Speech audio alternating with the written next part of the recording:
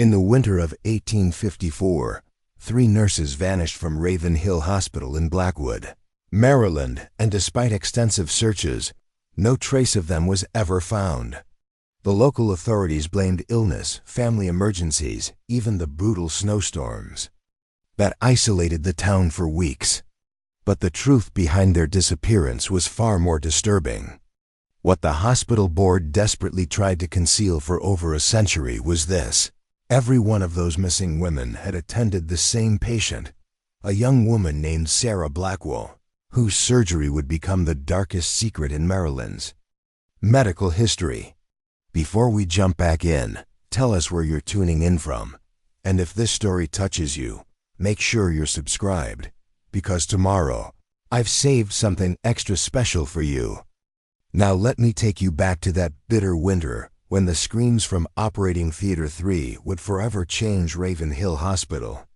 The frost still clung to the iron gates when Dr. Margaret Foster made her discovery, a discovery that would unravel the most horrific medical experiment in the state's history. Blackwood was the kind of town that embodied everything promising about Maryland in the 1850s, nestled between rolling hills and dense forests about 30 miles from Baltimore. It boasted a population of nearly 900 souls, merchants, craftsmen, farmers, and their families who had established a thriving community despite the challenging terrain. The main street curved gently through town, lined with handsome brick buildings and tidy shops with polished windows displaying their wares. The Methodist Church, with its impressive stone facade and tall steeple, anchored the town square, its bells marking the hours and calling the faithful to worship each Sunday. The town's pride was Raven Hill Hospital, a 3-story red brick building that stood atop the highest point in Blackwood. Its windows gleamed in the sunlight, and its reputation for advanced medical care drew patients from 3 counties around. Founded in 1838 by the wealthy industrialist Thomas Blackwell, the hospital had quickly become one of the most respected medical institutions in the state, boasting modern surgical facilities, a pharmacy stocked with the latest medications, and a staff of physicians trained at the finest medical schools in America and Europe. The rhythm of healing flowed steadily through its corridors. Farmers with broken bones from working their fields, merchants with gout, children with fevers, women in labor. The hospital's ambulance, a specially designed carriage pulled by 2 matched black horses, was a common sight on the roads around Blackwood, bringing the injured and ill to treatment regardless of weather or hour. The hospital sat like a beacon of hope, its facade of red brick and white trim visible for miles. Its wide entrance with marble steps welcomed the sick and injured, while tall windows allowed light and air to circulate through the wards.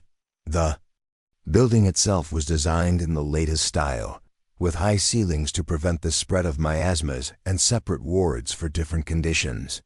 The grounds were immaculately landscaped with elm trees and flowering shrubs, creating a healing environment that was as pleasing to the eye as it was functional.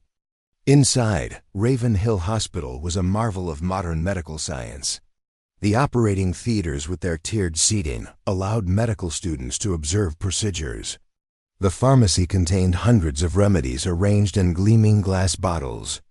The wards were divided by condition: surgical recovery, fevers, women's ailments, and the private rooms reserved for wealthy patients willing to pay for comfort and privacy during their convalescence. The smell of carbolic acid permeated everything. That sharp, clean scent that had replaced the odors of sickness after Dr. Thaddeus Crawford had returned from studying with Joseph Lister in Scotland.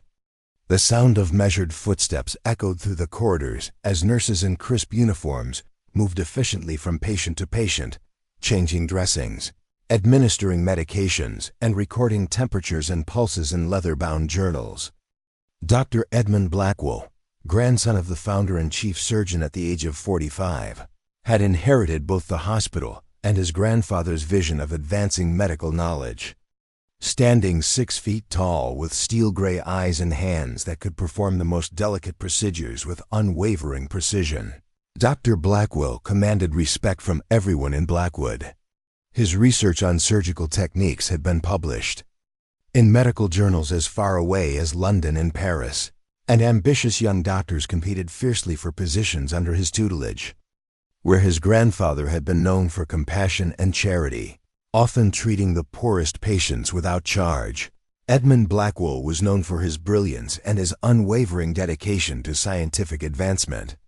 Some whispered that his dedication to medical progress sometimes overshadowed his concern for individual patients, but none could deny his skill with a scalpel or his encyclopedic knowledge of anatomy. Dr. Crawford, the hospital's second-in-command at 42, was Edmund's opposite in many ways.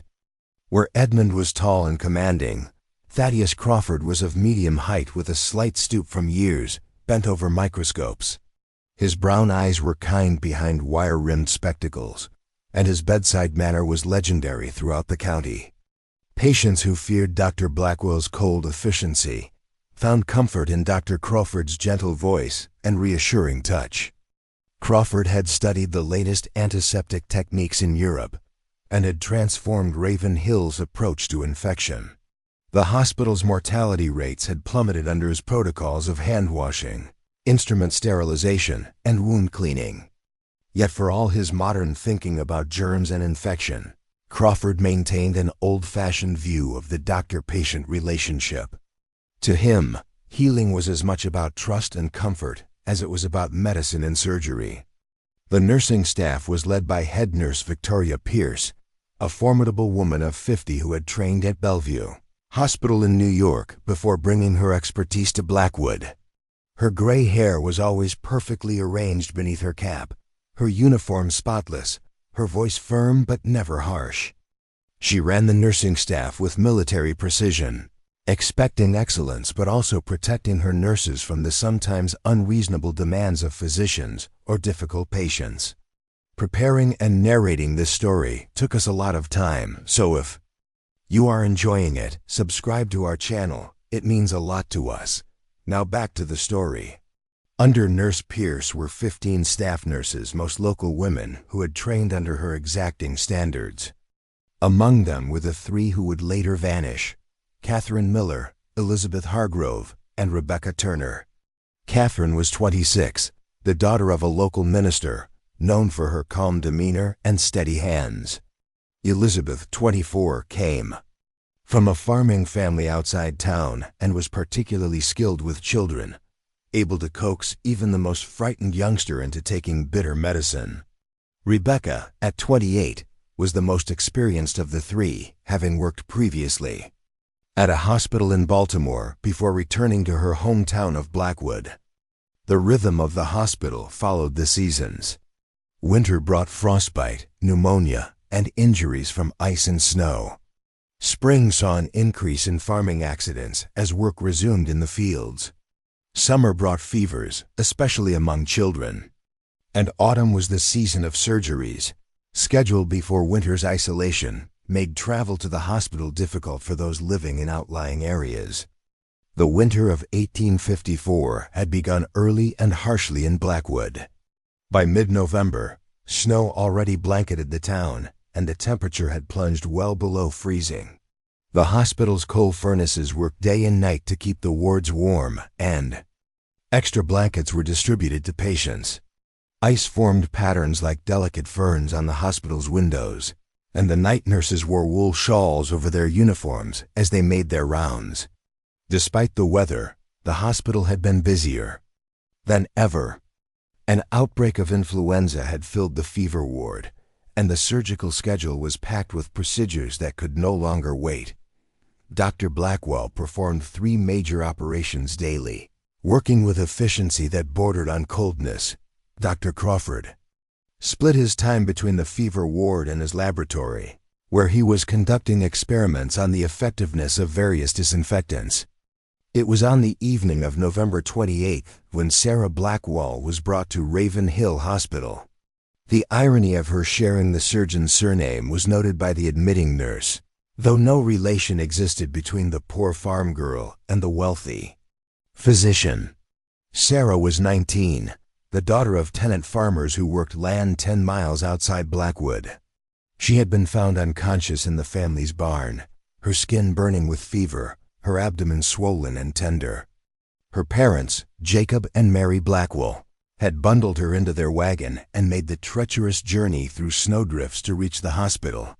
By the time they arrived, Sarah's condition had worsened. Her breathing was shallow, her pulse rapid, and the pain in her abdomen so severe that even in unconsciousness, she moaned when touched. Dr. Crawford examined her immediately, his experienced fingers probing gently at her abdomen. "Appendicitis," he told her anxious parents. "Advanced and likely ruptured. She needs surgery immediately." He sent for Dr. Blackwell, knowing that only the chief surgeon's skills offered Sarah any chance of survival. What happened next would later be pieced together from fragments of conversation, entries in the hospital log, and the testimony of those few who were willing to speak at all. The official record stated simply, "Patient S. Blackwell, female, 19, admitted with acute appendicitis. Emergency surgery performed by Dr. E. Blackwell, assisted by Dr. T. Crawford, nurses in attendance, Miller, Hargrove, Turner." But the truth, as Dr. Margaret Foster would later discover, was far more complex and disturbing. When Dr. Edmund Blackwell arrived to assess Sarah, something changed in his demeanor. According to a ward boy who was sent to fetch instruments, the surgeon stood over the unconscious girl for several long minutes, his expression shifting from clinical interest to something more intense, more focused. "Prepare operating theater 3, he finally ordered, "and clear my schedule for tomorrow.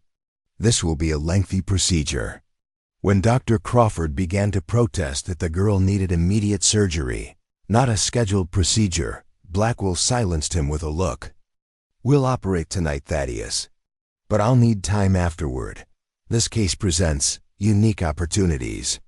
Operating Theater 3 was the smallest of Raven Hill's surgical spaces, tucked away in the hospital's east wing.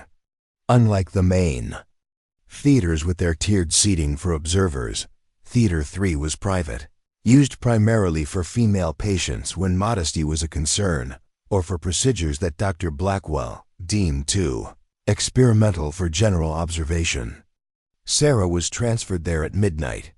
The usual surgical team assembled, Dr. Blackwell, Dr. Crawford, and the 3 nurses Catherine Miller to administer ether, Elizabeth Hargrove to handle instruments, and Rebecca Turner to assist with sponges and sutures. The operating theater doors were closed and locked, an unusual step that was noted by an orderly who later reported it to Dr. Foster. What occurred in that room between midnight and dawn has never been fully established. The surgery was recorded as lasting 7 hours, an extraordinarily long time for an appendectomy, even a complicated one. No observers were permitted, and no detailed surgical notes were ever filed.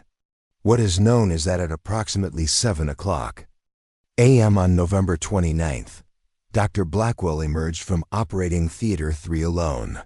He appeared exhausted but strangely animated, his surgical gown heavily stained with blood.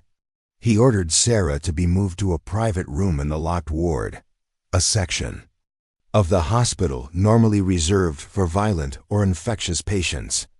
He further ordered that no one except himself, Dr. Crawford, and the 3 attending nurses were to have contact with her.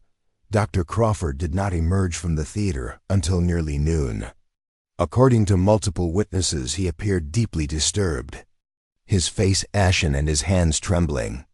He spoke to no one, proceeding directly to his quarters where he remained for the rest of the day.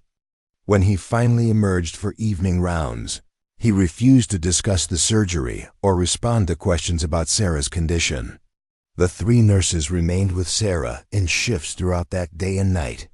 Catherine Miller was observed leaving the private room at midnight, her uniform splattered with blood despite having changed after the surgery. The night porter reported that she was crying silently as she walked to the nurses' dormitory. Elizabeth Hargrove took the night shift. At 3 a.m., a patient in a nearby room reported hearing a woman's voice repeating, "This is not medicine. This is not healing. God forgive us."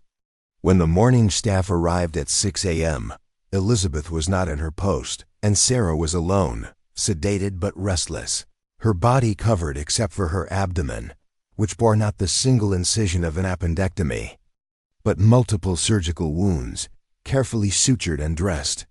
Rebecca Turner was the last of the 3 nurses to be seen. She arrived for the morning shift, visibly distressed but maintaining her professional demeanor. She refused to allow the relief nurse to enter, insisting that Dr. Blackwell's orders were explicit. She remained with Sarah throughout the day of November 30th at 8 p.m. She requested paper and pen from an orderly, saying she needed to document the patient's condition. Just before midnight, head nurse Pierce, concerned about her staff's unusual behavior and the secrecy surrounding Sarah's case, attempted to enter the private room. She found it empty. Both Sarah and Rebecca were gone, with no sign of struggle or hasty departure. The bed was neatly made, the medical equipment arranged precisely on the side table. The only unusual item was a sealed envelope addressed to Dr. Crawford in Rebecca's handwriting. The contents of that letter have never been made public. What is known is that after reading it, Dr. Crawford locked himself in his office with Dr. Blackwell for 3 hours. Raised voices were heard, though the exact nature of their argument remained private. When they emerged, Dr. Blackwell announced that Nurse Turner had taken the critical patient to a specialized facility in Baltimore at his request, and that Nurses Miller and Hargrove had been granted emergency leave for family matters. For 3 days, the hospital continued its normal operations. Dr. Blackwell performed surgeries with his usual skill and efficiency. Dr. Crawford attended his patients but was noted to be distracted and uncharacteristically short-tempered. Head Nurse Pierce, unsatisfied with the explanation for her missing nurses, began making discreet inquiries. She discovered that Catherine Miller had not returned to her family home. Her parents, when contacted, were shocked to learn she wasn't at the hospital, as they had received no communication from her. Elizabeth Hargrove's farm family similarly reported no knowledge of any emergency leave, and expressed immediate concern as they had received a letter from her just days before mentioning her upcoming birthday celebrations. Rebecca Turner's situation proved most disturbing of all. Inquiries to the Baltimore hospital, where she had supposedly taken Sarah, revealed that no patient matching Sarah's description had been admitted, and they had no record of Rebecca Turner or any transfer from Raven Hill Hospital. On December 4th, nearly a week after the surgery, head nurse Pierce took her concerns to Dr. Blackwell directly. Their meeting was brief and ended with Pierce leaving the surgeon's office white-faced and trembling. She submitted her resignation the following morning, citing personal reasons. Before leaving Raven Hill forever, she confided in one young nurse, "Some things cannot be witnessed without becoming stained by them. God help those girls, and God help us all." If this story is giving you the creeps, hit that like button. It really helps other medical mystery lovers find these tales. And drop a comment with your theory about what really happened to Sarah and those 3 nurses. Now let's return to that terrible winter when Raven Hill Hospital became the center of a mystery that would haunt Blackwood for generations. With head nurse Pierce gone and 3 nurses missing, the hospital staff began to whisper. The whispers turned to worried murmurs when Sarah's parents arrived on December 7th, asking to see their daughter. Dr. Blackwell informed them personally that Sarah had been transferred to a Baltimore hospital specializing in complex cases. He provided them with an address and a letter of introduction, assuring them that their daughter was receiving the finest care available. The Blackwells, simple folk who viewed physicians with a mixture of awe and intimidation, accepted his explanation and departed for Baltimore immediately. They returned to Blackwood 3 days later, confused and distressed. The address Dr. Blackwell had given them belonged not to a hospital, but to a vacant lot. The letter of introduction, when presented to other medical facilities, was met with bewilderment. No patient matching Sarah's description had been admitted to any Baltimore hospital in the previous 2 weeks. Jacob Blackwell, no longer the deferential farmer but a father desperate for answers, confronted Dr. Blackwell in the hospital's main lobby, his voice carrying through the normally hushed corridors. "Where is my daughter?" he demanded. "What have you done with our Sarah?" The confrontation was witnessed by numerous patients and staff, including Dr. Margaret Foster, a young physician who had recently joined the hospital staff. Dr. Foster, one of the few female doctors in the state, had been hired by Dr. Crawford specifically to attend to female patients with delicate conditions. At 32, she had fought through the prejudices against women in medicine to graduate from the Women's Medical College of Pennsylvania, and had come highly recommended for both her technical skills and her compassion. Dr. Blackwell's response to Jacob Blackwell's desperate questioning was cold and dismissive. "Your daughter's case proved more complex than initially diagnosed," he stated loudly enough for all to hear. "She has been moved to a private facility for specialized treatment. I can provide no further details as the experimental nature of her treatment requires absolute confidentiality." When Jacob continued to press, growing more agitated, Dr. Blackwell signaled to 2 orderlies who escorted the distraught father from the premises. As Jacob was being removed, he shouted accusations that would later seem prophetic. "You've done something to her. Something unnatural. Where are those nurses? They know what you did." That evening, Dr. Foster went to find Dr. Crawford. Most of the hospital staff were afraid of the chief surgeon's bad temper, but Margaret Foster had a good working relationship with the kind. Dr. Crawford, he had helped her get the job despite other board members who didn't want her there. She found him in his lab, looking at slides under a microscope. He looked much older than usual. His clothes were messy, and his eyes were red from not sleeping. When she asked about the missing nurses and the Blackwell girl, he first told her the official story. But Dr. Foster kept asking questions. She shared her worries about the story not making sense and how strangely everyone was acting. Finally, Crawford took off his glasses and rubbed his tired eyes. "There are some questions you shouldn't ask, Margaret," he said quietly. "For your own safety and your career, I tell you to focus on your patients and forget about Sarah Blackwell." "3 nurses are missing, Thaddeus," she said firmly. "A patient has disappeared. Her parents are desperate. I cannot just forget these facts because they're uncomfortable or disturbing." Crawford seemed to get older right before her eyes as he thought about her words.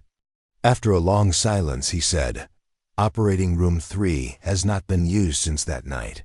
Maybe you should look at it yourself before going further. But if you do, be ready for what you might find." He wouldn't say more. He went back to his microscope with hands that shook slightly as he adjusted the focus. That night, after the hospital had gotten quiet and most staff had left or gone to sleep in the dorms, Dr. Foster went to the East Wing. Operating room 3 was locked, but as a doctor, she had access to the master keys kept in the doctor's lounge. The small room was dark when she entered. The air felt stale and unnatural despite the hospital's usual perfect cleanliness. She lit a lamp and began looking around. She wasn't sure what she was looking for, but she felt that something very wrong had happened in this room. At first, everything seemed normal. The operating table stood in the center. The instrument cabinets were along one wall. The equipment was neatly arranged. But as Dr. Foster moved the lamp closer to the operating table, she noticed something unusual. The drain that ran around the table's edge was different.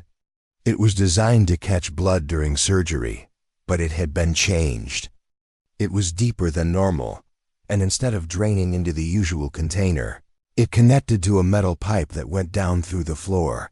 Curious, she followed the direction of the pipe. She found a small door in the far wall that she had first missed. It opened to show a narrow staircase going down into darkness. Taking a deep breath to calm herself, Dr. Foster went down the stairs. One hand held the lamp, the other pressed against the cold stone wall. The staircase led to a basement area she didn't know existed. The hospital plan she had studied when she started working, they showed only a regular cellar used for storage. This space was different. It was a fully equipped lab, but unlike any she had seen before, the walls had shelves holding dozens of glass jars. Each jar contained specimens kept in alcohol. But these were not the typical medical specimens used for teaching. Dr. Foster moved closer, holding her lamp up to look at the contents of the nearest jar. What she saw made her pull back in horror. It contained what looked like human tissue, but changed in ways that made no medical sense. The next jar held similar contents, as did the next. Each specimen showed evidence of surgery that went far beyond normal medical procedures. Tissues were joined together, organs were changed, and structures were created that had no natural match in human anatomy. A large leather journal lay open on a central work table. Dr. Foster approached it carefully. She both dreaded and needed to understand what had been happening beneath Raven Hill Hospital. The journal was written in Dr. Blackwell's neat handwriting. It documented experiments that went on for years, not days or weeks. The earliest entries dated back to 1849. They described surgical procedures performed on unclaimed bodies from the hospital morgue. But as the journal went on, the experiments expanded to living subjects. Dr. Foster read with growing horror. The accounts described procedures performed on patients whose conditions were deliberately misdiagnosed to justify surgery. Patients like Sarah Blackwell, whose simple appendix removal had become an opportunity for something far more sinister. The journal detailed how Dr. Blackwell had been trying to create what he called improved human design. These were surgical changes to living bodies that he believed would go beyond the limits of natural human anatomy. Sarah's surgery had been his most ambitious attempt yet. It was a complete rearrangement of her internal organs to create what he called a more efficient system. The most recent entry, dated December 1st, was the most disturbing of all. It read simply, "Subject SB moved to secure facility for continued observation. Witnesses CM, EH, and RT have proven unreliable. Measures taken to ensure secrecy." As the meaning of those words sank in, Dr. Foster heard a sound from the staircase behind her. She turned to see Dr. Blackwell standing in the doorway. His tall frame was outlined against the dim light from above. "I suspected Crawford might send you here," he said, his voice strangely calm. "He's grown weak and sentimental. He lacks the vision to appreciate what we're accomplishing." "What you've done is monstrous," Dr. Foster replied, struggling to keep her voice steady. "You've violated every oath we take as doctors. You've experimented on an innocent girl. And those nurses, what have you done with them?" Dr. Blackwell came down the last few steps into the lab. His movements were measured and precise. "They became problems," he said, as if discussing a minor inconvenience. "Catherine was the first to break. She couldn't appreciate the necessity of our work. She became hysterical and threatened to contact authorities. Elizabeth was stronger, but ultimately too bound by conventional morality. And Rebecca, she was the most disappointing of all. I had thought she understood the importance of advancing medical knowledge beyond arbitrary ethical limits." "They're dead, aren't they?" Dr. Foster asked, though she already knew the answer. "Their contributions to medical science will far outlast the few insignificant years they might have lived otherwise," Blackwell responded, moving toward one of the shelves. "Just as Sarah's sacrifice will advance surgical knowledge by decades, perhaps centuries. Sarah is dead too." "Not precisely," Blackwell said, his voice taking on a quality that was almost reverent. "She lives, after a fashion. Come, I'll show you my greatest achievement." He moved toward a heavy door at the far end of the lab that Dr. Foster hadn't yet explored. She knew she should run, should scream for help, but professional curiosity fought with her horror. What had this man done? How far had he gone in his twisted pursuit of improved human design? Blackwell unlocked the door, revealing a small chamber beyond. At its center stood what appeared at first to be a large glass tank filled with cloudy liquid. As Dr. Foster reluctantly moved closer, the contents became clear, and the full horror of Dr. Blackwell's work was revealed. Within the tank floated Sarah Blackwell, or what remained of her. Her body had been systematically altered through multiple surgeries. Her organs were visible through carefully placed transparent sections in her abdomen. They were rearranged in ways that no human could naturally possess. Tubes entered and exited her body at various points, pumping fluids that kept her tissues supplied with oxygen and nutrients. Her eyes were open but unseeing. Her mouth was frozen in what might have been a scream, or merely the result of surgical changes to her facial muscles. She lives, Blackwell said with unmistakable pride. The first successful subject of complete body redesign. The nurses couldn't appreciate the magnitude of what they were witnessing. They saw only the conventional morality they'd been taught, not the new frontier of medical possibility. Dr. Foster backed away, unable to process the full horror of what she was seeing. "This isn't medicine," she whispered. "This is an abomination." "This is the future," Blackwell countered. "And now you have a choice to make, Dr. Foster. You can join me in this work, applying your considerable skills to advancing our understanding. Or you can join Catherine, Elizabeth, and Rebecca." He pointed to 3 smaller tanks partially hidden in a corner. Each contained a female form, similarly altered, but in different ways. Dr. Foster recognized with growing revulsion the faces of the missing nurses. Their bodies had been transformed into grotesque experiments. Their expressions were frozen in eternal horror. Dr. Foster knew in that terrible moment that she had discovered not just the fate of the 3 missing nurses, but a horror beyond anything medical ethics had contemplated. She had seconds to decide, flight or confrontation. With a swift movement born of desperation, she hurled her lamp at Dr. Blackwell and ran for the stairs. The oil lamp shattered against a shelf of specimens. Flames erupted instantly as alcohol preserved. Tissues ignited. Blackwell howled not in pain but in anguish as his specimens, his work, began to burn. Dr. Foster raced up the narrow staircase. The sound of crackling flames and Blackwell's rage followed her. If you're finding this story disturbing, you're not alone. Hit that like button if you think Dr. Foster made the right choice, and subscribe to hear how this horrific tale continues. I'd love to know in the comments, what would you have done if you discovered Dr. Blackwell's laboratory? Now let's continue with Dr. Foster's desperate escape from the Chamber of Horrors beneath Raven Hill Hospital. She burst through the door of Operating Room 3, slamming it behind her and turning the key in the lock. The sound of pounding came almost immediately as Blackwell reached the top of the stairs. "You cannot stop progress," his voice called. Through the door, strangely calm despite the situation. "Science requires sacrifice."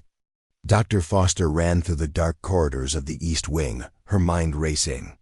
She needed allies, evidence, authority, but who would believe such a monstrous tale? And more urgently, who could be trusted? If Blackwell had been conducting his experiments for years, he might have accomplices, supporters on the hospital board, or colleagues who turned blind eyes to his activities. Her first thought was Dr. Crawford, despite his apparent knowledge and silence about Blackwell's work. She sensed his discomfort, his moral conflict. He had directed her to Operating Room 3, after all, perhaps a silent plea for someone else to uncover what he lacked the courage to expose. She found him in his quarters, still awake despite the late hour. One look at her face, pale, terrified, determined, told him everything. "You found it," he said simply. It wasn't a question. The basement laboratory. Sarah, the nurses. "Everything," she gasped, still breathless from running. "He's coming. We need to alert authorities. Immediately." Crawford seemed to collapse inward, aging years and seconds. "I should have stopped him years ago," he whispered. "When I first discovered his early experiments. But he was brilliant, Margaret. The techniques he developed, while ethically wrong, advanced surgical knowledge in ways that have saved countless lives. That doesn't justify." "No," Crawford cut her off. "Nothing justifies what he's done. I told myself I was monitoring him, containing the damage, ensuring his worst impulses were directed at those already dead. But then came Sarah, and I failed her. I failed those nurses. I failed my oath." "Help me now," Dr. Foster urged. "There's a fire in the laboratory. We need to evacuate the hospital and call the sheriff." Crawford nodded, his moment of confession over. He moved with sudden purpose, pulling on his coat and reaching for the emergency bell that would sound throughout the hospital. As the bell began its urgent ringing, waking patients and staff alike, Dr. Foster glimpsed movement in the corridor. Dr. Blackwell, his surgical coat burned and smelling of smoke, his eyes filled with cold fury. "Thaddeus," he called to Crawford. "Restrain her. She's destroyed irreplaceable work." Crawford positioned himself between Foster and Blackwell. "It's over, Edmund. The sheriff will be here within the hour." Blackwell's laugh was chilling in its genuine amusement. "And what will you tell him?" "That the chief surgeon of Raven Hill, whose family built this town, whose donations fund the sheriff's office, has been conducting unusual research. Who do you think he'll believe, us or a woman playing at being a doctor?" The sounds of confusion echoed through the hospital as nurses and orderlies responded to the emergency bell. Patients who could walk were evacuating. Those who couldn't were being prepared for transport. "You'll find most of the evidence destroyed," Blackwell continued calmly. "A regrettable fire in an unused storage area. Tragic, but contained." As for Dr. Foster's wild accusations, clearly the result of female hysteria, overwork, perhaps even substance abuse. Laudanum affects women so unpredictably, doesn't it? The cold calculation in his voice sent shivers through Dr. Foster. He had considered the scenario, prepared for exposure. How many times had he silenced threats before? Was this the fate that had befallen the three nurses? Discovery, confrontation, and then preservation in those hideous tanks. "The journal," she said suddenly, turning to Crawford. "His research journal. I left it on the workbench when I ran." A flicker of concern crossed Blackwell's face, the first crack in his confident facade. The journal would be damning evidence. Detailed documentation of years of unethical experimentation, complete with dates, names, and clinical descriptions that no authority could ignore.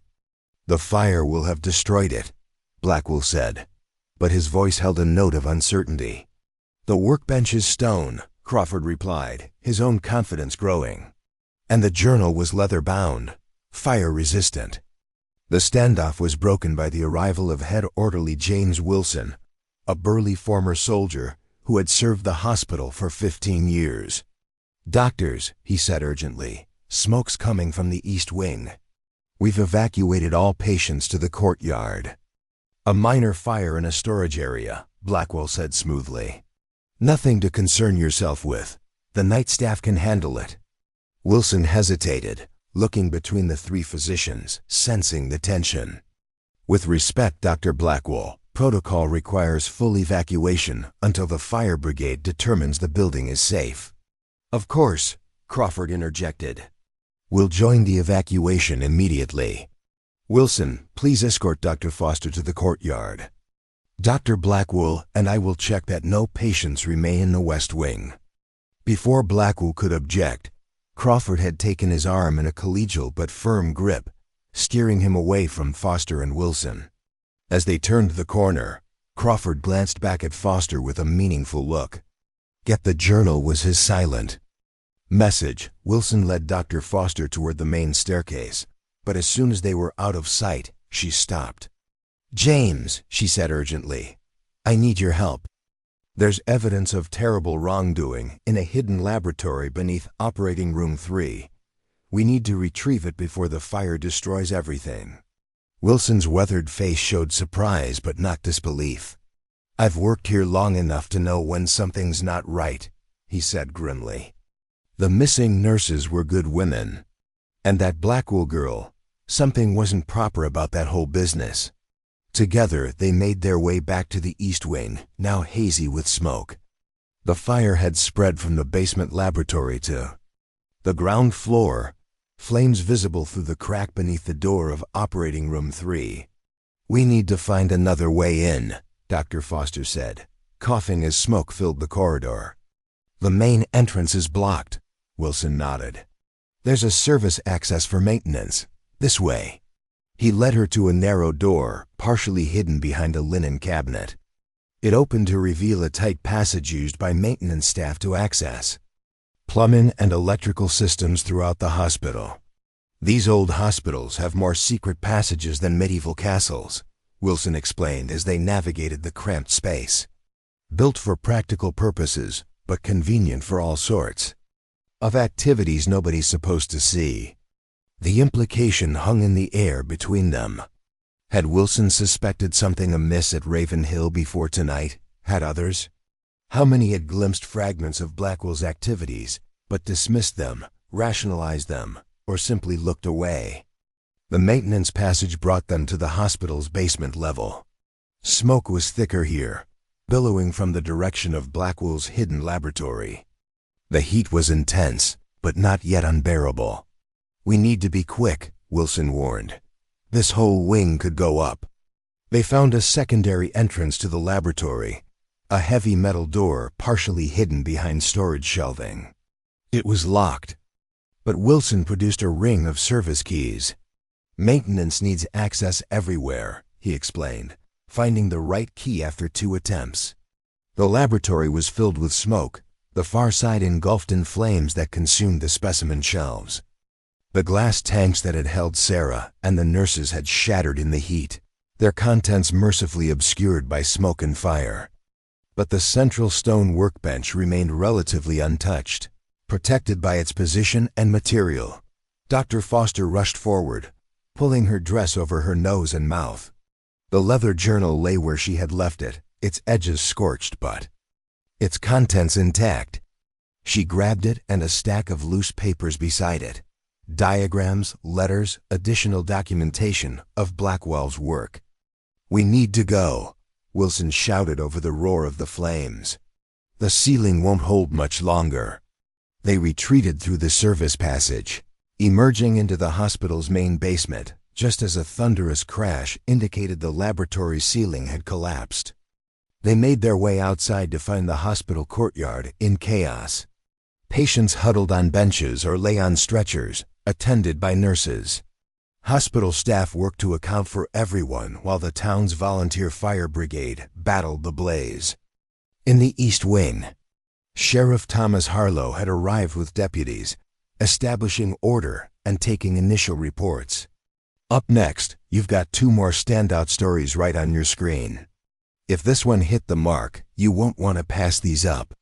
Just click and check them out. And don't forget to subscribe and turn on the notification bell so you don't miss any upload from us.